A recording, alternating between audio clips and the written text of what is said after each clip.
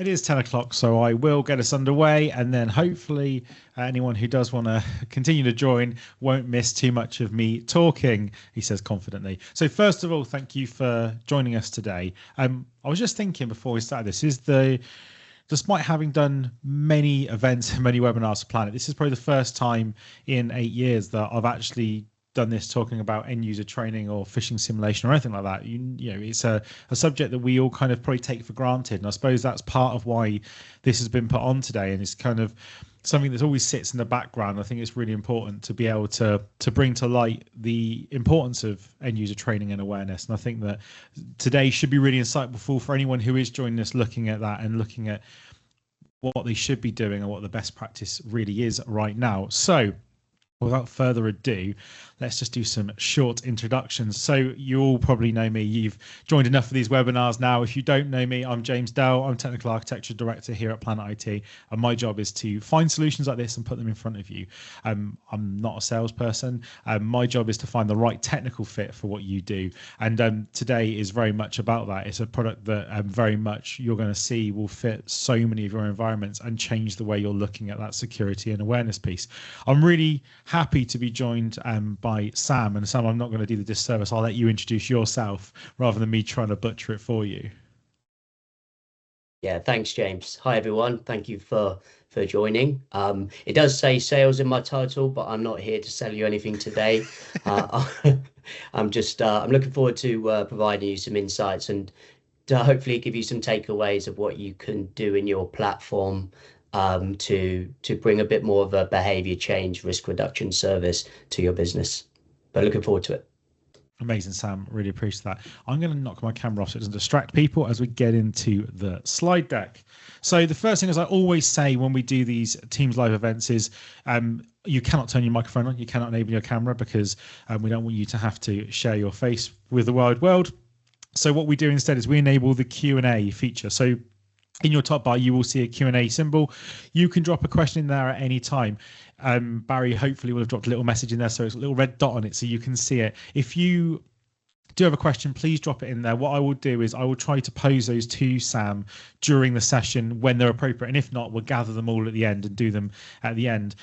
It's very much a session for you, so if you do have questions, feel free to ask. There's no stupid questions and there's just stupid answers, and that's our job.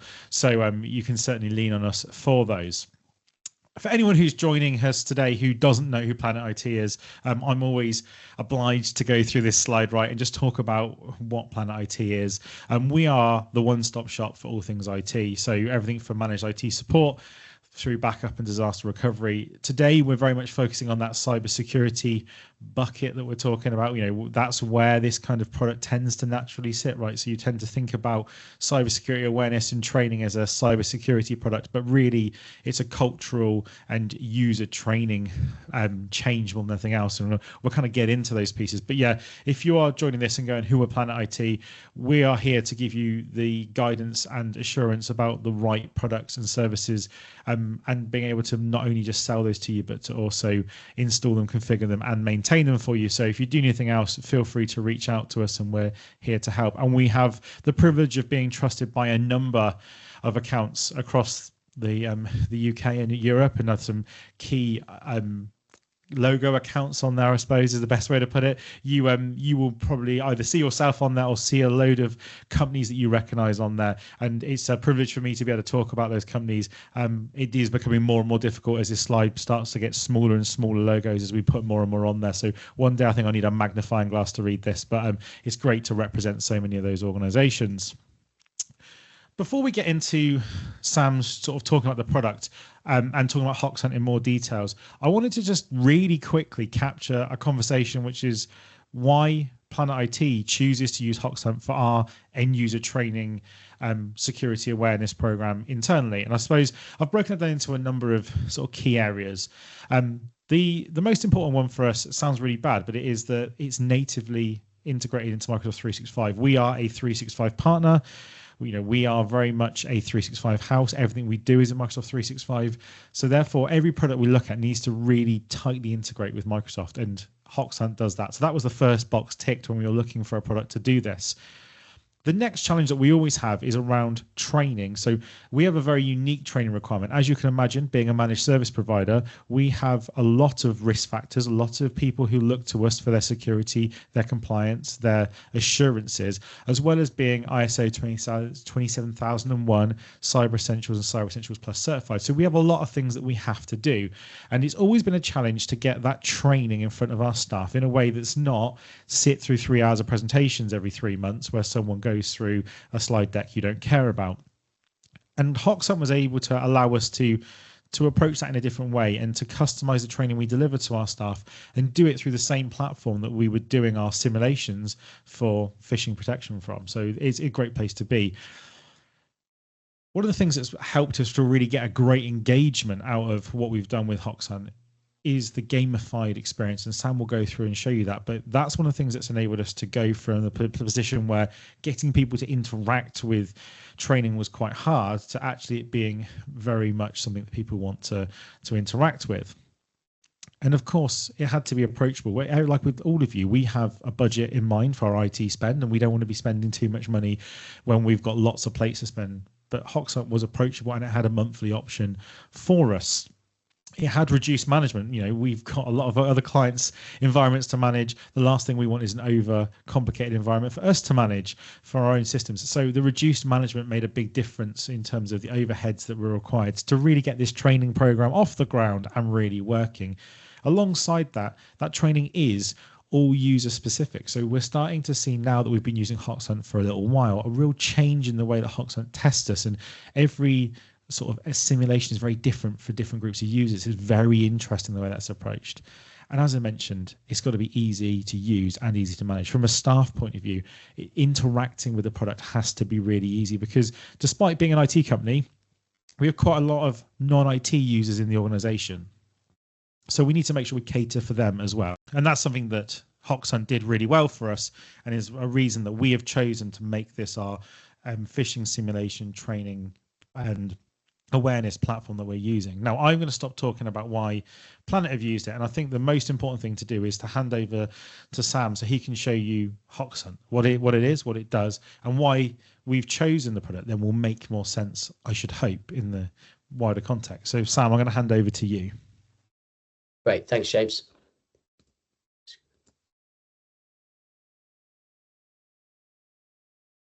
So you should be all able to see my screen. I guess, James, a quick thumbs up if you can. Yeah, that's all good. Fantastic, fantastic. So yes, so a bit about Hoxhunt, but today I just want to give you some insights and maybe some tips and tricks that might to think about when I guess when building a security awareness or human risk program, but in a way that just puts the user at the center. And I think, ironically, I am going to use some slides today, but what we're trying to do is create an experience that's always going to be positive for the user. We want it to be encouraging, we want it to be empowering, and we also want it to be an exciting experience when they do engage with certain security awareness training topics. I want to talk a little bit today about psychological safety and how it can be used to create behavior change, how it can be used to build a security culture that you can be proud of, or one that's a bit more proactive in protecting the business. So first of all, Hoxhunt is very much trying to change the hearts and minds of the users so that they can be more of an active threat detector in your organization. And even when a user might fail, which is of course what they will occasionally do, it still will be a positive and rewarding experience. So the user doesn't feel like they're being punished or that it's their fault that they failed. So we want to bring a bit more accountability to the user, but do it in a friendly and positive way. But first, about Hoxhunt, and I think this slide isn't necessarily just to boast about our position and how we're doing. It's more to sort of show how you can use threat data from around the world to build a more robust security program in your organization. So what Hoxhunt is really good at is being able to get users to report real threats to the security team. And what that allows us to do as an organization is share that threat data from similar customers in similar industries from around the world that might be experiencing the same threats or might be seeing the threats before they make it to your business. So one real valuable point is how quickly can we share that real threat data from around the world that we see being reported by the users, and turn it into training or some sort of simulation that you can use as a business. So we have multiple users using and engaging with the platform on a monthly basis. And that just gives us great visibility, and probably we're leading in terms of how many threats we see on a daily basis, and that just allows us as an organization to share that data with you and make sure your users are being trained on the latest threats. And I think that's quite difficult with the traditional manual way of delivering training. If it is a bit too manual, it can take a bit of time to detect those threats, and turn them into training. But also, if you don't have users reporting real threats to you, and if you don't have, I guess, that visibility into a human threat feed, it can be quite challenging to stay up to date with the latest threats. We believe that everyone should be treated as an individual. And I think this goes back to our positive messages. How can we understand what user needs, and what training maybe is relevant to that user, so we can keep that experience as positive and as relevant to that user.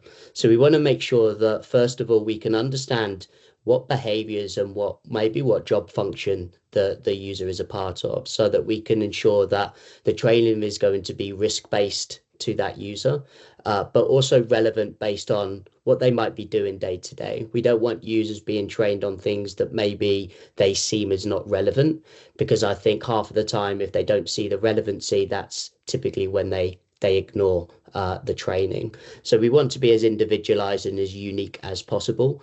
And attackers are using AI and a lot of these phishing of a service techniques that you can get on the dark web, or these kits that you can buy on the dark web, are very much now being delivered by AI, and using a lot of different data points about the specific users that they're targeting. So the threats that the users are seeing are very much sophisticated and targeted to them. So we want to make sure that the training almost replicates that, so we can ensure that they're comfortable and ready to report when anything targeted might land in their mailbox.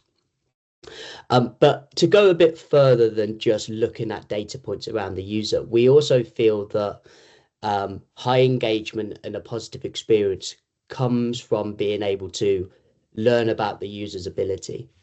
And I think a lot of the time, or in our experience, users do disengage if they find something too difficult. And this really goes against the positive nature of what we're trying to do. If it's too difficult, people fail. And then with the often old approach, they usually get punished, and they're often having to maybe sit through some training, or maybe they get 3 strikes and potentially lose access to their laptop.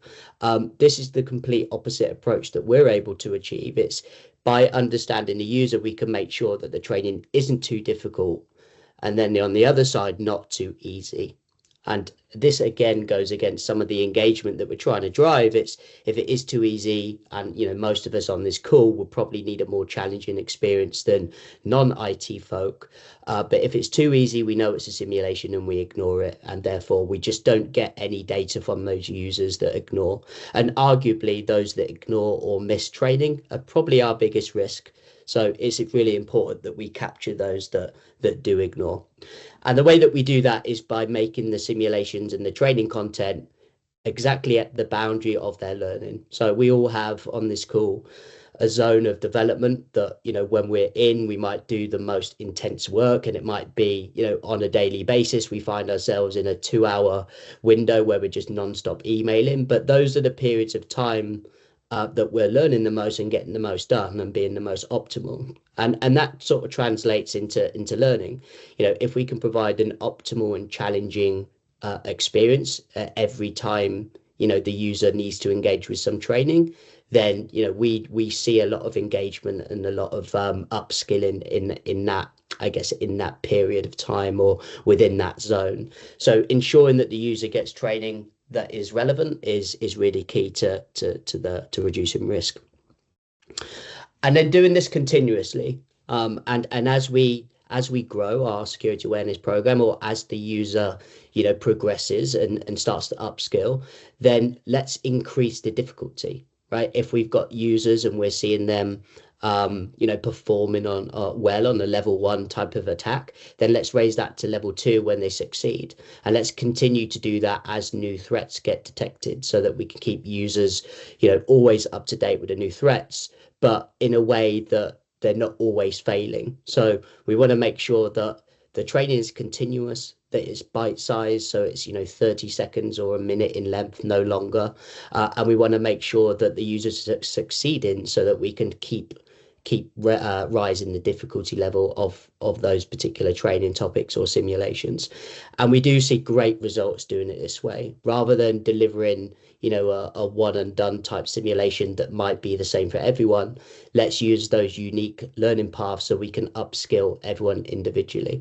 And I think I always use the analogy of a gym instructor. If you're starting out at an organization or the gym, you want to be almost you want a coach that's going to be learning where your strengths and weaknesses are, so that we can be upskilled as an individual, right? What works for somebody else doesn't work for another person. So this is a really good way of reducing risk at an individual level, because we can actually treat every individual as an individual. And we all know it only takes one person to fall victim to these types of attacks. So being able to look at the individual as an individual, and then train them in a continuous fashion, sort of little and often, over the the period that they're at your business, we can start getting users doing the right thing more consistently.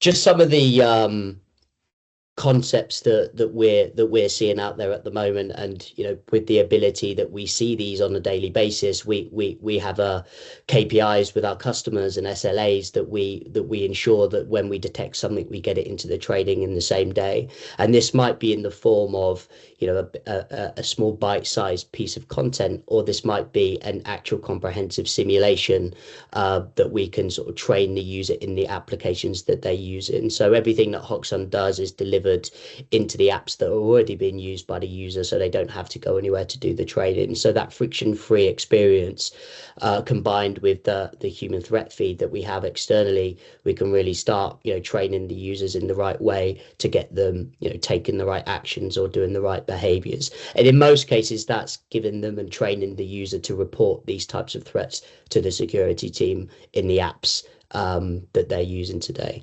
And a lot of these, if you do want to sort of understand a bit more maybe how you can use them in your platform, James and I are always open to talking about these, and because there are right and wrong ways of delivering these, we believe, and definitely more right ways to ensure that there's behavior change with these specific risks.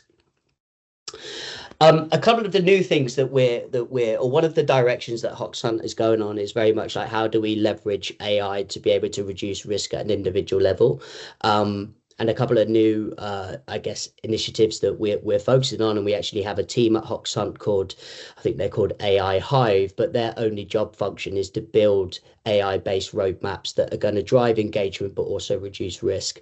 So some of the unique features that we're able to, or we have in the platform today, is for you to be able to just toggle on a switch to be able to then make sure that AI is being used to train or craft emails that bad AI might be using. So fighting AI with AI is how we believe is going to get your protection up. And a couple of months ago, we've actually seen, and we've been testing AI phishing attacks against human-led phishing attacks, and it was just in March that the AI actually surpassed the ability of a human to create a spear phishing attack. So we're seeing a lot more, let's say, failure at the human level when you're using AI. So quite scary, but also just know that there are things that can be done to keep up with the bad AI, and something as simple as toggling on an agent will automatically be crafting these simulations on the fly, so you don't actually have to do these. So I think gone are the days of needing to customize everything in terms of simulations. Leverage some AI and some automation to be able to like look at the individual and craft like really difficult attacks. And then as you as an organization or with Planet, we can just show you in the dashboards that there's more resilience than there was today against these types of attacks. So lots of things coming, but these are just a couple of things that we have at the moment. So a little bit how it looks for the user. And this touches on the gamified element. And look, if there are any questions, I'm more than happy to start, but I'll keep going and if there are any at the end. But I think there's can be right and wrong ways to deliver gamification. I think the perception of gamification is, let's take the users maybe through an escape room, or let's have them go away from their laptops and maybe play a little game, and or maybe drag and drop things around to get to a certain point. But the way we believe gamification is more effective is how can we deliver it in the flow of the users day to day, so they don't have to, so they're not distracted, or not they're not going away from their mailbox, or detracting from the business output. So the way that we deliver the gamification is through the applications that they're using. So in this case, when a user interacts with a simulation or maybe with a piece of training content, they are always going to get, first of all, fall into like a point collecting system. And these points mean different things. It could mean that they unlock certain achievements. It could mean that they progress in the leaderboard and they can compete against their colleagues, or they can compete against different departments or countries. But the idea is we want to bring the gamification sort of in the flow of work and in like pop-up or nudge moments when the user's interacting with the simulation. And what would happen is they get pop-ups in their Teams environment. In this case, they got a pop-up in their email environment. Their email would be in the background here. And simply they can go through the training in the moment when they engage with the report button, or maybe if they fail. And what we're trying to do here is always train the users when they succeed, because when they succeed, we can deliver the positive reinforcement. We can put more reward up for doing the right thing than if they fail. So there's a lot of like specific purpose-built game design techniques in here that are changing the behavior. For example, 2 stars if you report, 1 star if you fail, and another star if you complete the training and the short micro learning. And what then happens is that every user, regardless of your ability, will be able to see a personal dashboard that is trying to promote their success and what they need to do next to get better on their individual journey. So every user will be able to see maybe what they need to do next in terms of, do they need to spot a certain amount of phishing attacks coming from their CEO? Is very much the achievements are designed to keep the users reporting the most sophisticated attacks. And I think a lot of the behavior and culture change does come from this element. It does serve a purpose, and probably, I think in our experience, these are leaderboards and achievements do capture the majority of the users. Not every users are interested in badges and leaderboards, but there are other different techniques that can be used to be able to capture more users.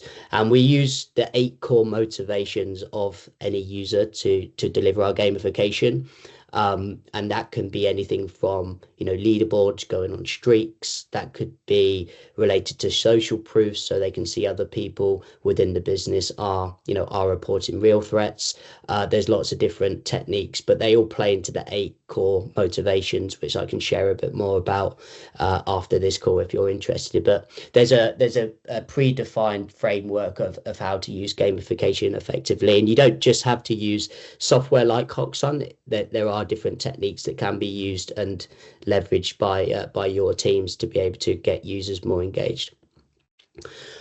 Other aspects of that behavior change and game techniques are very much about instant feedback. A lot of the training and the behavior change, the behavior change comes from being able to tell the user if what they think is correct or incorrect, and being able to do that in a timely fashion. We find if it's not instant or near instant, then the user is, they're waiting around to understand if what they reported is bad or not. But also we find that users lose motivation to keep reporting if the feedback isn't there. So we want to make sure that the feedback is relevant. We want to maybe use social proof techniques to be able to let the user know if that other people are doing this. And I think if others know that others are competing or reporting threats like they continue to do that. So we're again playing into the motivations to get users to keep reporting. And this is a clever feature because we use an AI to look at similar threats that are reported around the world to determine why this might be malicious, and we can turn that into a user-friendly moment similar to the simulations as well. So not just training users on simulated threats, we can also train them on real threats that they're reporting. And quite uniquely, these are going to be threats that make it through your technical filters. So everything that Hoxhunt is providing feedback on is going to be when a user reports it. So in most cases, this is likely to be undetected by your technical filters. And one of the big elements of Hoxhunt, again, this is how we leverage the data from the human threat feed. We can plug this data back into your tech stack so you can make sure your security posture is getting better every time a user reports a real threat. And then the last slide, but I think, and whether you're looking for something today or in the future, I think it's important to make a decision based on outcomes. And I think Gartner are talking about it a lot now. It's outcome-based metrics to be more informed on in your decision making. And what this graph is showing you is 6 years of training across around 700 customers. So you can see already in the reporting is that everything is trending in a favorable way. And what this green line is, this is a simulation reporting statistic. So every time a user reports a simulation, this green line is going up. And if you recall, we make sure that the training is getting more difficult every time a user reports. And that's one data point that we use from the user base is every time they report, we see it as a success. We see it as that user is improving in that particular topic. So therefore, their next simulation should be more difficult. So we're constantly adapting the training every time, or the simulations every time the user succeeds. And we can see that in the first year, we're already at a 65% report rate on average with the most difficult of threats. And in most cases, the user has received probably about 36 simulations by the 12-month mark. So we can see that even that continuous training, that continuous upskilling does keep the users reporting favorably, even after 6 years. So report rates rising from 65% to 80%, and they continue to rise is a really good way for you to show improvements in your human layer. And I think a lot of the challenge with the one size fits all or the one and done simulations, the KPIs are quite sporadic and they can be up and down depending on the difficulty of simulation that you may have picked yourself manually. And we're trying to remove with the automation a lot of that bias. And that's partly leads me on to the fail rate, is we don't want to focus too much on fail rate because, often failure does lead to failure or maybe a misconception of what the risk is to the business, because if we're sending the easy simulation, it's likely to have a lower failure rate. But Hoxhunt simulations failure is low, but it's never on zero because we've always got something a bit more challenging. An important KPI, but the report rate is where we believe is the most, the measure of success for any program. And then equally, if we're thinking about culture change and engagement, we always want the miss rate or the ignore rate to be going down. And when it is going down, we see that more users start reporting. And if a user is missing, as I said before, we don't have any data on them. We don't know really what their risk profile is. So we need to turn those misses or the ignoring population into active reporters as quick as possible. And without actually doing anything, so the automation that's delivering the simulations and the training, these are the results from that.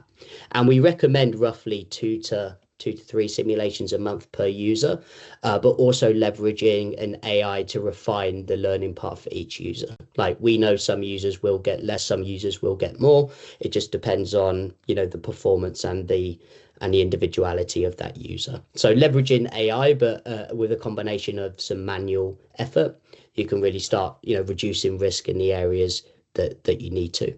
And the blue lines are really cool because we're able to categorize a real threat when it's reported to us with the instant feedback feature. We can start showing you in your reporting that users are capable of reporting real threats. So the blue lines actually still go up as the simulations report rate go up. So a really nice correlation between real threats and simulated threats. So proof to say that, if users are reporting, they are capable of reporting even the real threats that make it through your filters. And I think we're seeing a roughly 2.4 to 3 real threats per user per year being reported and not being detected by technical layers. So a really good sign to see to show that, your users are actually part of your protection layer.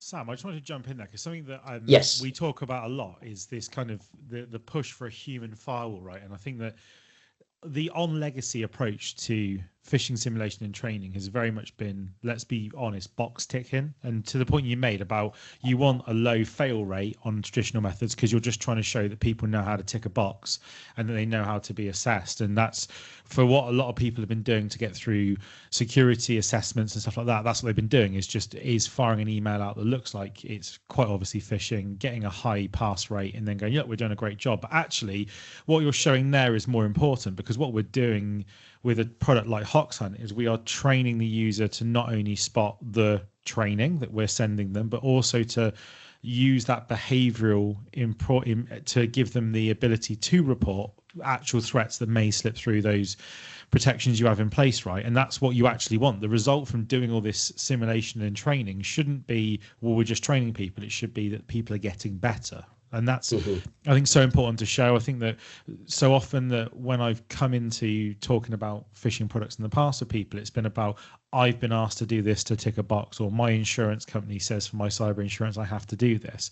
But that is completely the wrong way to approach this. You should be doing this to make your human firewall more robust and people better at their jobs, better at spotting the bad actors, because the bad actors are ultimately getting better with the AI tools they're using, with, like you mentioned, and with the level of information they have about people that's generally available. So they're the old adage of those emails about a Nigerian prince that need you to transfer money is less and less now, and they're more specific attacks, right? And what we want to be doing is getting people ready for that. And I think that that's something that your product does really well versus some of the what I would refer to as legacy products, where it's just spamming emails out there hoping that you can prove that people can spot a very obvious phishing email.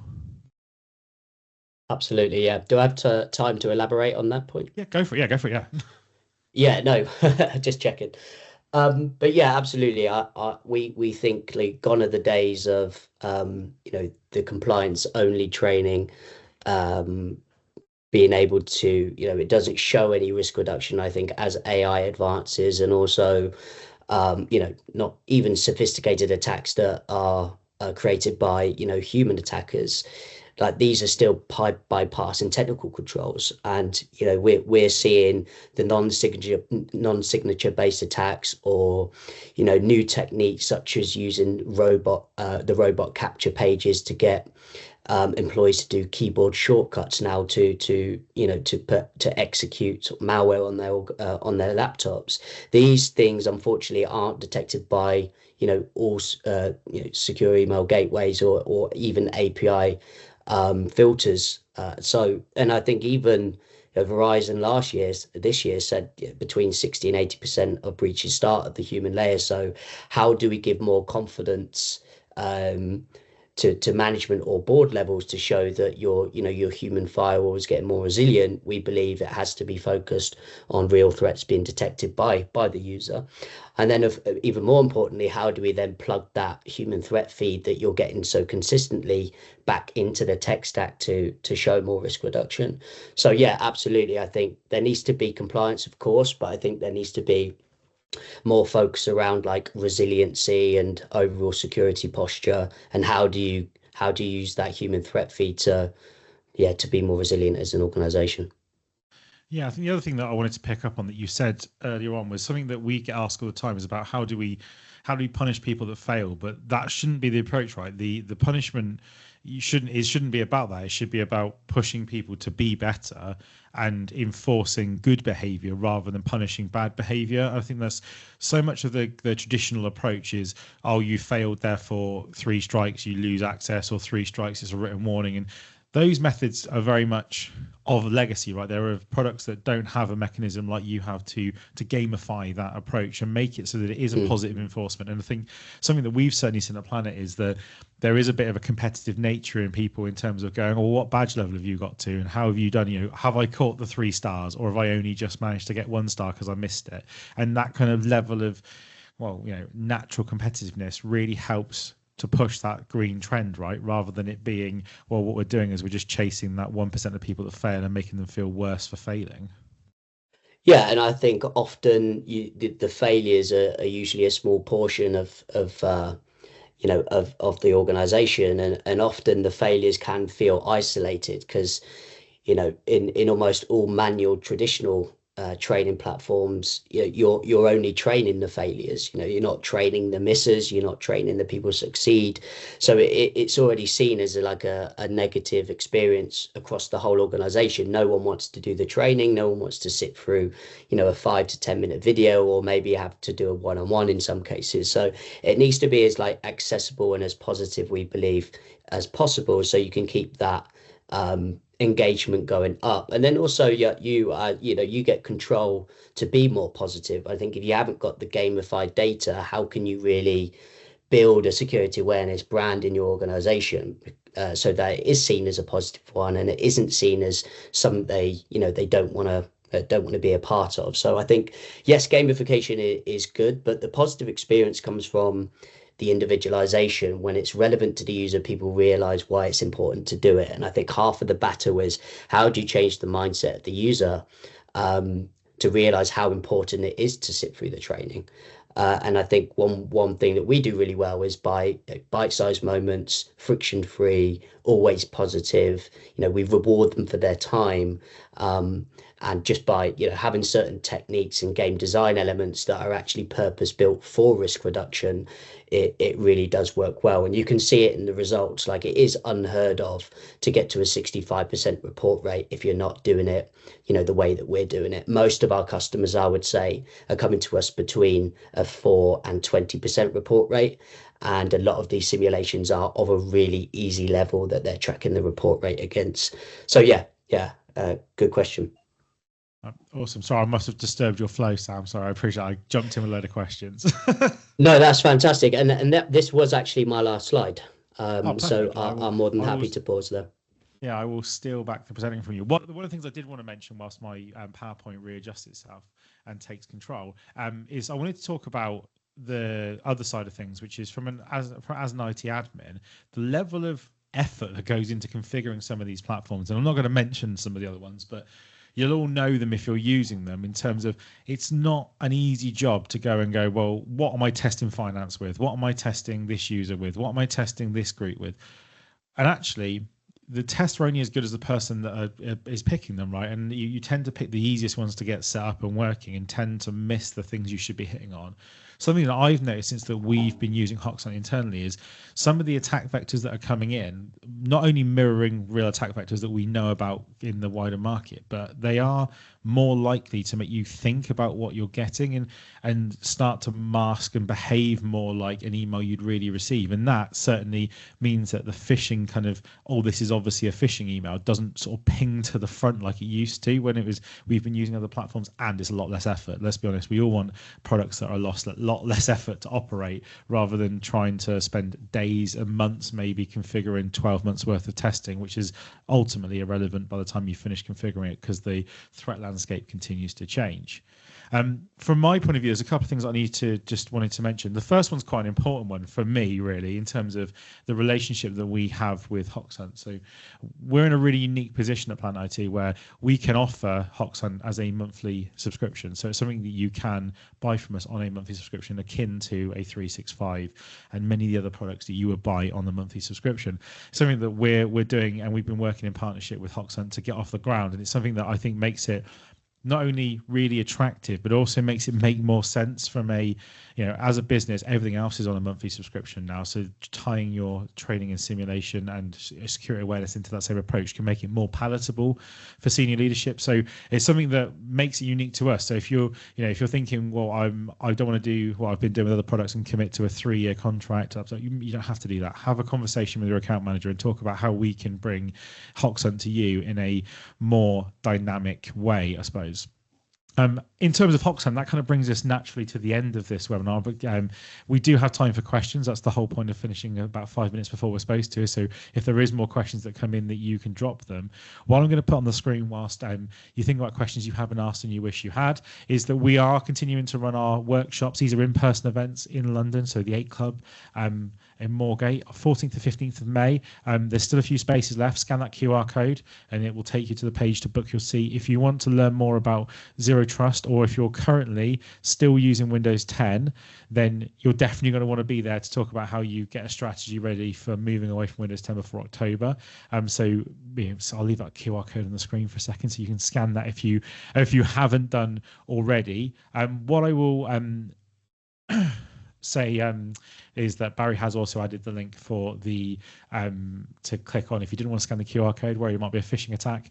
You can scan, you can click the link that's in our Q&A.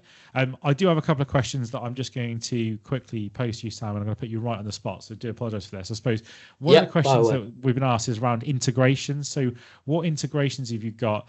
We kind of mentioned Outlook, but I know you've got Teams as well. What other integrations exist within Hoxhunt or is available as part of the product, or you have in the pipeline, I suppose?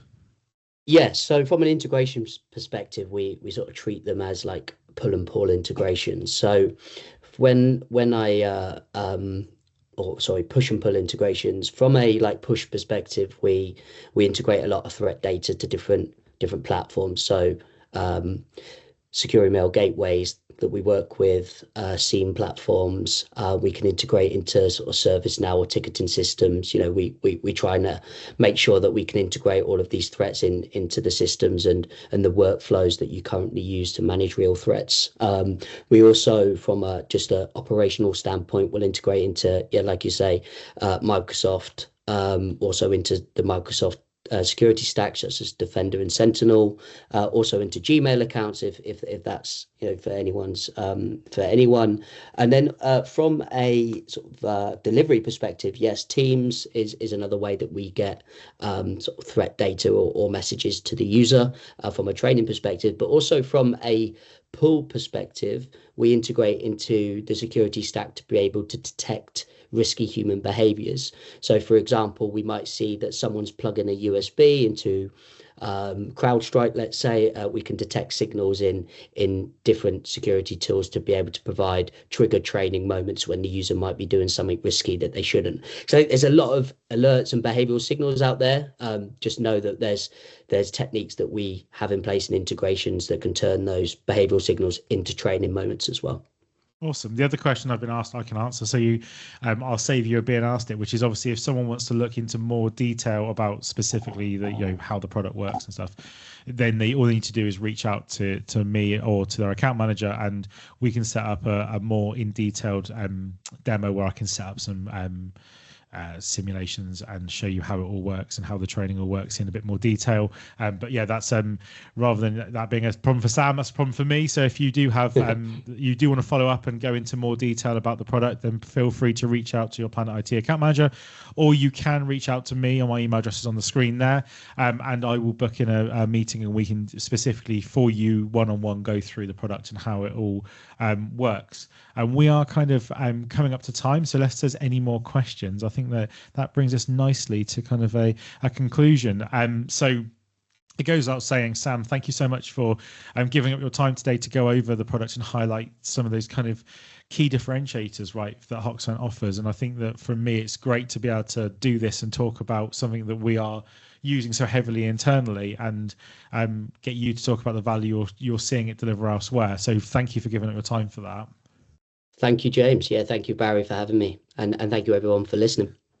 And thank you so much everyone for joining. If you do have any questions, then do feel free to reach out to your Planet IT account manager. I'll put my email again on the screen. If you don't know who your account manager is, please feel free just to drop me an email, and I will put you in contact with the right person. But that brings us to the end of this session. So thank you very much for your time, and I will see you on the next one. And if not, hopefully see some of you in May for our workshop series. Have a great rest of your day. Cheers. Thanks, everyone. Bye.